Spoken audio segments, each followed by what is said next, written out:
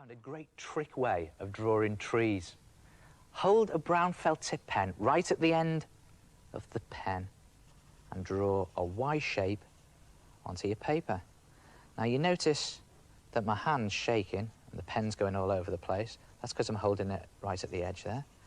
It doesn't matter because it actually helps with the effect of the tree. Draw a Y shape like that, and then on this arm of the Y, draw 2 branches, still holding the pen at the top. And then on those 2 branches, draw another 2 branches. And then on those branches, draw another 2 branches, and so on, and just keep drawing 2 branches on the 2 branches that you've just drawn. And when you've finished, it'll look like this. When you've got your branches on, you just fill them in, just down one side, say the left-hand side of each branch. And you don't have to be neat because all this sort of scrappy effect adds to the effect of the bark. And you want a few leaves.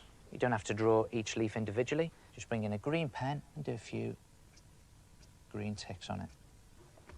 There's a tree in spring. If you want a tree in summer, you have to put more leaves on.